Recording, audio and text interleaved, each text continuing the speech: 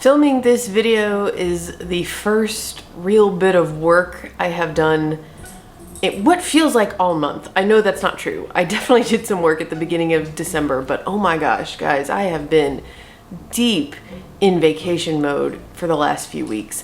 I mentioned on my community tab when I asked you guys for these questions that we went on a little camping trip last week. We rented a Winnebago Sprinter van, so it's kind of like an RV but in a van small enough that you can like still park in a regular parking spot. We just stuck to our general area of Texas, went around to a few different lakes every day, and it was incredibly relaxing. We all had a wonderful time. Rosa doesn't usually like being in the car, but she was really into the van. She, really seemed to enjoy herself. I had a great time. So yeah, and I filmed a lot of B-roll, which I'm just gonna be randomly putting throughout this video because I wanna use it, but I never came up with anything to talk about, and I didn't do any writing, so I was like, this is not a writing vlog, this is just a vacation vlog. Anyway, I thought when I came back that I would be able to like start doing some work this past Monday, but man, my brain's just not in it. I don't know if it's because as I'm filming this right now, it is December 30th. I don't know if it's that I know that tomorrow is New Year's Eve, and in my head, this is still the holidays, therefore I don't have to work.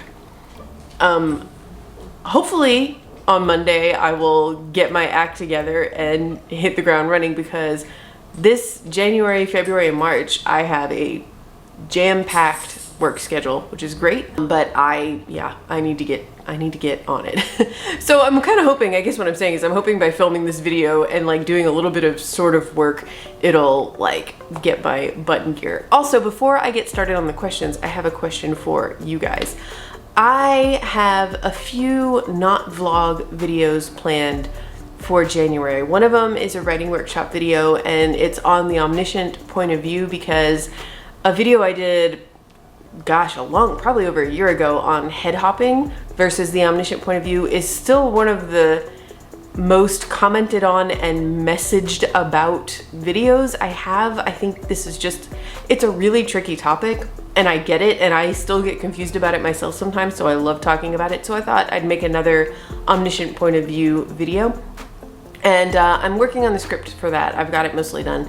And then I also want to do another I've had this one video in my like to film list for a long time, and I have lacked the guts to make it. It's about scammy writing courses, and I know part of my hesitance of making it is because I have writing courses and I don't want to be a hypocrite. And I'm just like really thinking about everything I say about what qualifies a course as a scam. And then there's, I also don't want it to come off as looking like a direct attack on one particular writing course, because it's honestly not. I don't have any specific writing courses in mind. I just, as a person who likes online courses in general, there are a lot of things I've noticed and some red flags that I have discovered that, for me personally, dictate whether or not I am going to hand over money for a course of any kind, writing or not. Anyway, those are the videos I have planned. But like I've talked about before, those types of videos, the ones that aren't vlogs, the scripting and the editing tends to take a long time, and I'm just not sure I'm gonna be able to do one every single week. But I would really love to continue to consistently post videos every Tuesday and Friday.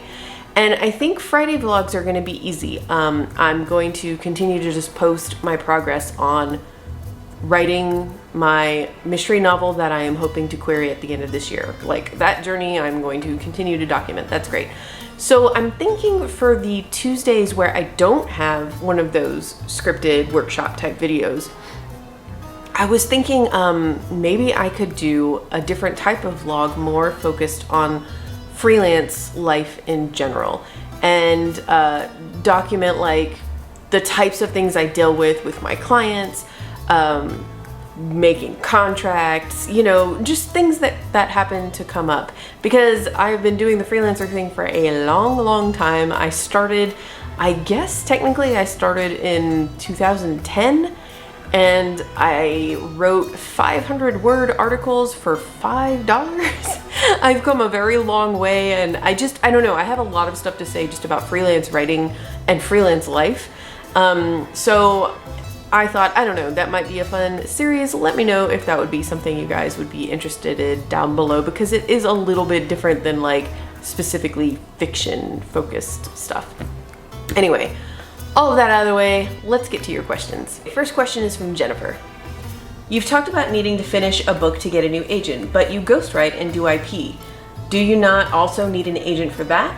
And if so, why can't you query an agent based on the body of work you've already published? Genuinely curious about how all of this works.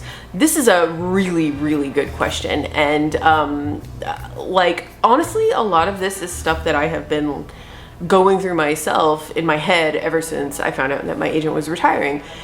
So here's the thing. First of all, one thing I know for sure is that my current published body of work will continue to be represented by Greenhouse Literary Agency unless I ask for the rights back, which I have not done. So I can go to an agent and say, here's my body of work that I've published, but I don't need representation for that work. It's already still being represented by my former agency.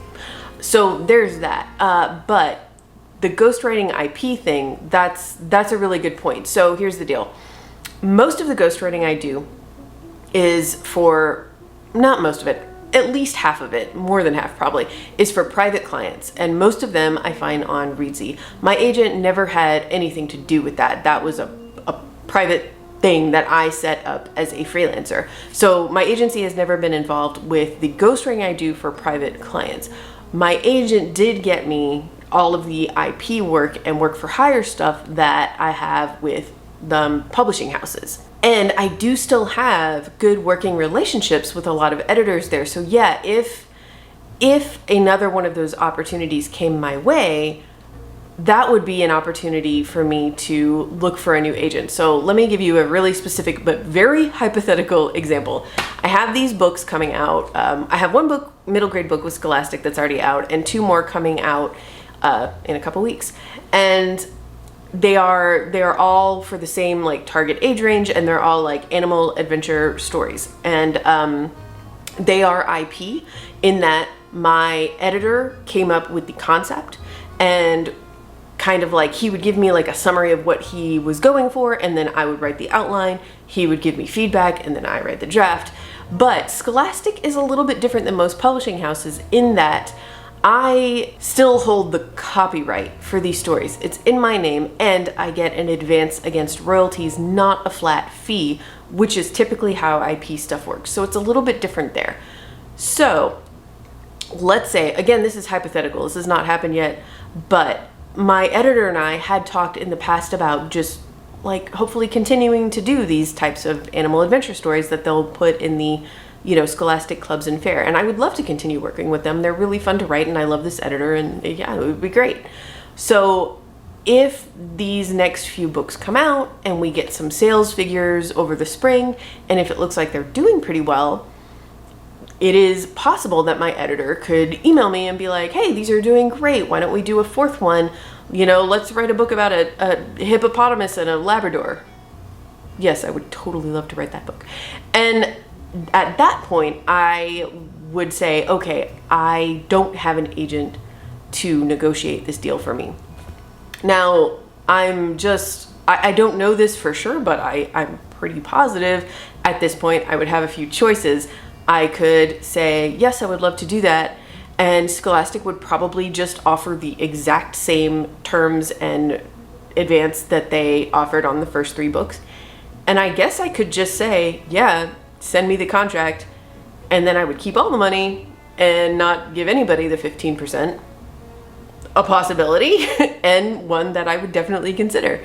But on the flip side, I could also take that offer and start querying agents who represent middle grade and say, this is who I am. I've published all these books. My agent retired. I have this offer. I need somebody to negotiate this for me and all future offers that I might have. And yeah, I think I might have a decent chance at finding an agent that way. The problem is that first of all, I'm not planning on only doing IP for the rest of my career. I am going to eventually write my own original middle grade again. So I would want to find an agent who would be interested in that, but that would be a little tricky because I don't have much to show them, just a couple of shelved projects that when I go back to them, I might change them a lot. They might end up being really different, So and it wouldn't be fair to the agent to just, I don't know. I feel like an agent would want to really see some of my works in progress, and I would also want that, and I don't think I have much to show them. The second issue, and this is a much bigger issue, is that I'm working on a mystery novel for an adult audience. And while there are lots of agents out there who do represent both adult and kidlit, a lot focus only on kidlit. I mean, my agency was primarily a kidlit agency, and that's not unusual. So I would want to find an agent who could also put my adult mystery novel on submission, ideally later this year if I finish it when I say I want to. And I don't have anything to show them yet either. I could write up a pitch for it, but again, I wouldn't want to sign anyone, and I'm sure no agent would want to sign me without reading some of the writing on that book. Like, we have to know if we're actually going to be a good fit, and I'm just not ready for that yet. So I suppose there is a timeline in which, let's say in May, I've got a good chunk of my draft of this book written, and this scenario happens where my Scholastic editor comes to me with an offer. Again, I'm all hypothetical, and I could say, well, maybe here's this agent that looks great. Maybe if I send her a pitch for my mystery novel and a couple pages, and be honest with her that it's not done yet, but also say, right now I have this offer and I need someone to negotiate it. I suppose I could do that. Honestly, this is all stuff that I'm saying out loud that if any of it ever came up, I would be asking a lot of friends in the publishing industry for advice on what to do.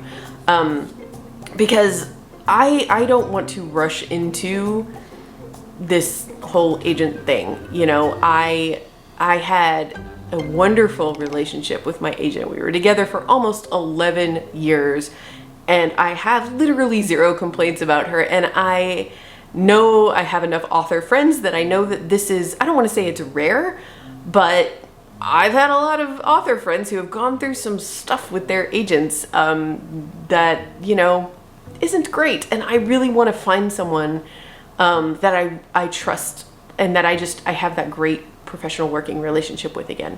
So yeah, I don't know. That was a big old long ramble.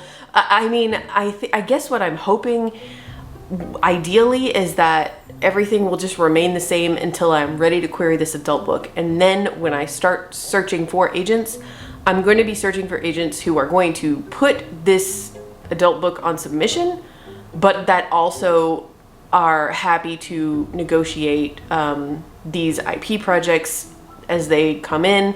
Like, my dream agent would be really as active as my former agent was about seeking out these IP opportunities for me. And I do want an agent who represents both kidlit and adult. Like, that's definitely kind of a must-have for me at this point.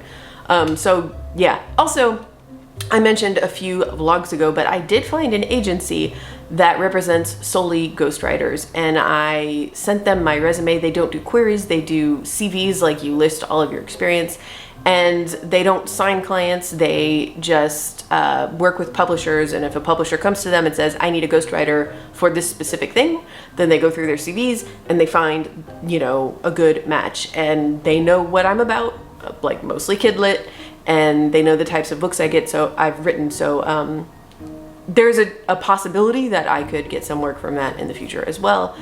Anyway, whew, that was a long answer. This is gonna be a long video, isn't it? From Laura, should one work on their prose writing craft before choosing a genre to write in, or can one learn to write while also learning the do's and don'ts of a genre of their choice?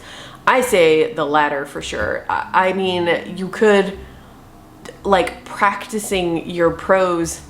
I don't know if I would ever recommend that to anyone. I don't think it's necessarily a bad thing to do, but if you want to write a book and you have a genre that you're passionate about, which almost everybody who wants to write a book knows, like, this is what I want to write about, then I say jump into that and work on your prose as you go. Absolutely. The best way to learn how to write a book is to write a draft of a book. Will you ever revisit a story idea that you loved but either sat on too long and let the spark fizzle, or for whatever reason you shelved? Would you ever try to write one of them again? Do you take pieces of those ideas and Frankenstein them into fresh ideas? How do you feel about recycling content that failed or wasn't right in a specific form? That is really a great question, because what you just described is something that my former agent said was like my superpower. I recycle all kinds of stuff. Just as one example, the book that I wrote that did not get me an agent was a middle grade story about a girl who starts a blog. This was in 2010. Okay, it was relevant at the time. She starts a blog to communicate with the ghosts in her town, and it didn't ultimately sell on submission. And so after I got my first book deal, which was an IP thing with Penguin, and I wanted to continue working with the editor there, so I took that old book and I went through all of the feedback I had gotten, the rejections I had gotten from editors about what was working about it and what wasn't, and I pulled out all the stuff that was working, and then I turned that into the Kat Sinclair Files, which was a totally different story with totally different characters, but it did take a lot of the good ideas that I had from that first book. And my agent was like, yeah, you're really good at recycling. I would say I did the same thing with Olive and the Backstage Ghost, which I have documented that poor book's 7-year journey. The short version of it is I wrote a book that was really like 2 or 3 plots stuffed into one. I ignored my agent's advice to completely rewrite it from scratch, and I just kept trying to revise it. It never worked. Years later, I finally did what she said. I picked one of those ideas, I wrote that book, and that was Olive and the Backstage Ghost. And then I took another one of those ideas from that original draft, and that was Spell and Spindle. And there's a third book in there somewhere, a third middle grade book that one day maybe I will write. So yes, 100%. You sometimes, you know, for me at least, I tell myself that all those words I wrote on all those drafts that are not published, those were not wasted words, because I needed to write them to write the books that eventually were published. It was just part of the journey. So yeah, big fan of recycling. From Nancy, how do you know if you have the right plot points? I often doubt whether a conflict or turning point is the most interesting I can make it, and wonder whether there are better ways to get a character from A to C. I go through the same doubts. I'm definitely deep in that doubt with the book that I drafted for NaNoWriMo, and it's going to be something that I'm going to be thinking about over the next couple months. Did I get them from point A to point C or whatever in the best and most interesting way possible? I really think, you know, depending on your process, it all comes down to trial and error. If you're an outliner, I'll just say that when I outline for my ghostwriting projects and I'm constantly showing the client and getting feedback, that's a good way for me to kind of like double check on that. Is in the outline, when we're really going scene by scene, is the character moving through the story in like the most realistic and also exciting way possible? And if you're not, you know, an outliner, then that's just part of the first draft. You know, you might end up with a first draft where you look at it and you say, oh man, this whole thing in the middle, all of these scenes, this is just boring. I need to shake it up. She should have done this instead, and that would have sent her on this path. And then yeah, you've got a big chunk to rewrite, but you maybe needed to write that part that didn't work in order to figure out what worked. It's really just trial and error. From Abigail, what do substantive edits look like for you? Do you mostly write new scenes, add extra description, cut and paste things around, or do something else entirely? Something I learned the hard way from the aforementioned revise, rewrite thing with Olive in the Backstage Ghost is that for me personally, cutting and pasting and moving things around absolutely can work for some books, but if it's a big edit, if there's like big picture stuff I need to fix, it's going to be easier and faster and cleaner if I mostly write the draft, or at least chunks of the draft, from scratch. Picking and choosing and cutting and pasting, it seems easier, but it honestly takes more time, and you end up with something that does feel kind of Frankenstein. When you just say, okay, like let's say your entire act 2 is just not working, and you know what you need to do to fix it, and like maybe you could move some scenes around and delete some scenes and add some scenes and it could work. For me, again, it sounds scarier to say put that aside and start with a blank sheet of paper and just write act 2 over again, but you're going to end up with something, in my opinion, more cohesive. And I truly believe it is faster. It's really a lot faster to write it from scratch. I know it seems like it's not going to be, but that's what I do when I have like you said, like a substantial edit to do. If it's more minor developmental edits, like, oh, we could use a little bit more character development on this one particular character. What if he blah, blah, blah? Then yeah, I will just go into scenes and look for natural places to like draw out this particular character's arc a little more, add a little more, maybe like emotional, like introspective thought, or whatever it takes. Those types of edits definitely do exist. But because you said substantial, I'm gonna say rewrite it. You're gonna be happier with it in the long run. So I got kind of the same question twice here from Me and My Words and also from Barrett. How do you know when something is ready to publish? And when do you know that your book is ready for the query trenches? What steps have you put your manuscript through to have it as polished as possible for the trenches? Something I talk about, I think, kind of a lot in my past videos is developing your writer gut, or maybe a better way to put it would be your story gut. I think deep down most of us know when something is working and when it's not. And it's a different feeling than the inevitable self-doubt that we all get at some point in the drafting process of, oh my god, this whole idea is stupid, but I'm not talking about that. I mean, I can say with complete honesty that back when I was doing that tortured revise thing for my agent who kept saying, no, it's not working, this idea isn't working, you need to, narrow in on the real idea in here. Even though, I mean, I literally spent a year and a half trying to fix that book, but I knew there was a part of me that knew deep in my gut, she's right. As much as I love this story, it's a mess in its current state. And I just could not bring myself to do what I thought was throw it away. It wouldn't have been throwing it away and starting over. It wouldn't have really been starting over. I really think we all kind of have that gut feeling about when something's not working. And on the flip side of that, I think we all develop and hone a gut feeling for when something is solid. As far as like when it's ready to query or to publish if you're self-publishing, or to send to your editor or anything like that. Again, I'm gonna go with, I want to say story gut, not writing gut. A gut feeling that this is, my vision is complete. This is the story I want to tell. A question I have gotten in the past is, should I hire an editor? Should I hire a copy editor? I would say, one, you never have to hire anybody. If you don't have the money to do that, don't do that. It's fine. But do find some critique partners, some beta readers. Get somebody who isn't a family member, but is ideally a fellow writer who will give you some honest criticism to read your book. Because it's going to have some things that could be improved upon. And take that feedback and definitely revise your book. You don't have to take all of the advice, but you do want to revise it. If you have the money to hire a developmental editor and you want to do that, by all means, there are a ton of great editors out there. That's going to give you a better shot. I fully believe that, yeah. It's not necessary though. But copy editors, I really don't think that's necessary. Again, if you have the money and you really want to hire a copy editor, it's going to make your book a little more polished.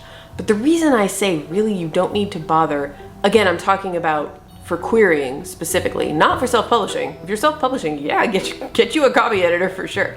But with querying, because you know in the traditional publishing process later on you're going to have multiple copy editors, I guess the reason I say no, don't do it, is because if an agent is rejecting your book, your uncopy edited manuscript, copy editing it would not have resulted in them making an offer, because they're not rejecting it because of little line level mistakes or things that could have been more polished. They're rejecting the story. And that's not, I mean, it might be a totally subjective, it just wasn't their thing, or it might be that it has more substantial developmental edits that need to be done, and they weren't in a place where they wanted to take on a client that needed that much revision. In which case, critique partners or developmental editors can get you where you need to be. So I would say, typos are never great, and you especially want to get a few sets of eyes on, your first couple of chapters in particular, to make them as typo free as possible. But I truly believe no agent has ever rejected a book that was otherwise magnificent because there was, a typo on, page 10. That's not how it works. So my answer is your story gut. If it fulfills your vision, if you finish that, you read through your draft, your revised draft, and you're like, this is the story I wanted to tell, then it's ready. Can you start a publishing career with a poetry collection and then do middle grade historical fiction? Or should you start with a couple of books and then try to do the collection? Anything is possible. I do know that poetry collections are significantly more difficult to sell. It's just hard to break out in any way as a poet. I would say your odds are probably better to start with the books, the novels, and then release a poetry collection. But if the poetry collection is like what is just speaking to you right now and you have to write it, then I think you should write that first. It is going to be, I think, just a lot more difficult to find an agent and a deal as a debut poetry collection. It's not unheard of. There are definitely a few breakout poets out there, but like I personally, if you're like, oh, I like both, I would say go for the middle grade historical first. Barrett had a follow-up. What sort of critiques will you seek for your query package for this new book? Will you send your query materials to your CPs for feedback as well? What sort of recommendations do you have for newbies on getting feedback on your query package? Really great question. So I definitely will be seeking feedback on my query, especially because not just the pitch. I mean, it's always good to get feedback on your pitch, but just as far as like explaining my situation and my backlist, and I think you want a query letter to be, generally speaking, pretty concise, and I don't know exactly what information about just myself and my career I should share initially just in the query letter. So yeah, I'm gonna be getting feedback on that. Now, I am just a very fortunate, spoiled person in that one of my very best friends, who I've mentioned multiple times on this channel, her name is Lindsay Rebar. She was a literary agent for almost a decade at Greenberger Associates, and she's one of my critique partners. I mean, she's gonna beta read this book, and she's already offered to give me feedback on my query when the time comes. So yeah, I'm gonna be getting her advice for sure. I will also say that if I didn't have her, I have another friend who just recently, sought a new literary agent, and she hired someone, a former agent, also on Readsy, to give her feedback on her query package, and really got a lot of great feedback, and she had a ton of success on her query journey, and in fact has just signed with her new agent. I'm very excited for her. So there are people on Readsy, and I'm sure elsewhere, who you can hire. And because a query package, that's pretty short. That's not like hiring an editor to read your entire manuscript. So I would say it's fairly affordable, and I would definitely look into hiring someone. In fact, if you're interested, Lindsay is on Readsy, and she is available to hire for query packages, and I very, very highly recommend her, and I will link to her profile down below if you're looking for such a thing. But yeah, that's what I would do. I would, at the very least, again, if you don't have the money to do it, you don't need to pay anyone. Have your critique partners read your pitch. And also, I would say, have people who know absolutely nothing about your book read your pitch, and then ask them what confuses them. This is something I think you can do even with someone who isn't a writer. Like if you want to ask like your brother or your mom or somebody who like, you know, knows nothing about writing, just say, okay, I'm going to read you the pitch for this book. And then you read it to them and you're like, if you saw that on, you know, the inside jacket flap or whatever of a book, what would you think of it? Does anything about it confuse you? Does anything about it sound weird or off? And like that, they can give you valuable feedback, because you have to remember that you have been living in this world for years, months at least, and you're pitching it to agents who know absolutely nothing about it. And so it can be really hard. It can be really easy to just like kind of make assumptions in your pitch that you don't realize you're making, because this whole world and characters and story, they're so familiar to you. So yeah, I would say, you know what? Find a lot of people. Just read your pitch to people. It'll help you get over some fears too. Pitch it to as many people as will listen to you, and ask them if they find anything confusing about it, and use that feedback to hone your pitch until it sounds. ISBN number. Is this the responsibility of the author or the editor/publicist? What are the pros and cons? I assume we're talking about traditional publishing here. That is 100% up to the publisher. You do not have to get your ISBN number. You don't have to worry about it. I was never even involved in that process. I would just get the, what's it called? The kind of proof copy, the PDF of the book laid out as it was going to look when it went to print, and it would have an ISBN number in it, and I was like, yay. That is nothing you have to worry about at all as a traditionally published author. All right, I've got some kind of, again, similar questions here from Maddie and from Kanashi. I think it'd be fun if you talked about some things you like to geek out over. What hobbies, fun things, special interests, if any, that you haven't shown us or told us do you have? Oh, yeah. There's one in particular, one really big one. I think I've mentioned multiple times that I really like Masterclass. I've had a subscription for like a couple of years now. And I do really love watching the writing courses on there. And I've watched probably more than half of them, I think. Yeah, definitely more than half of them at this point. But there is one category on Masterclass where I have watched even more Masterclasses than I have in writing. And that would be food. I love to cook. I love to cook. I love to learn about cooking. I'm not saying I'm like amazing at it. I can usually cook some pretty good home cooked meals, but like I'm not, you know, a chef in training. Although if I could not be an author and I just had to start over and find another career I could be passionate about, I think it would be chef. I just really love food. I think I've mentioned, you know, a few times that way back when I was a travel writer. And when I say travel writer, I went on some press trips, but I was really like a very food focused travel writer. I was writing about the restaurants they took us to and the type of food in the area. I was lucky enough to go on some really cool trips. I mean, I went to this big food festival. I think it was called Saborea in Puerto Rico, and it was like this Food Network party. I got to interview a bunch of like Iron Chefs, and I think I interviewed Ted Allen, and you know, yeah, it was amazing. I lived in Seattle at the time, and I did a lot of like Pacific Northwest centered kind of like road trip type of travel / food writing. I got to go to Quebec City. That was probably my all-time favorite press trip that I ever went on. It was so good. But yeah, food. I love food. I love talking about food. I love recipes. I also love not using recipes. I like just like opening the pantry and the fridge and being like, what do I have?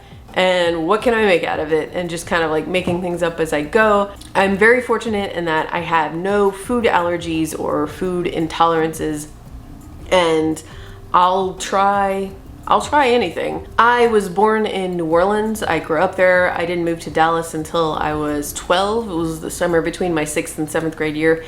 And so like just New Orleans in general and the Cajun Creole gumbo, crawfish boils, jambalaya, all that was a big part of my childhood. My parents are both excellent cooks. My mom cooked a lot when I was growing up, and I like seasoning. Yes, I like very well seasoned food. I do like really spicy food. I think I've also mentioned this in the past, but you know, Josh and I have moved around a lot. We spent 1 year in Salvador, Brazil.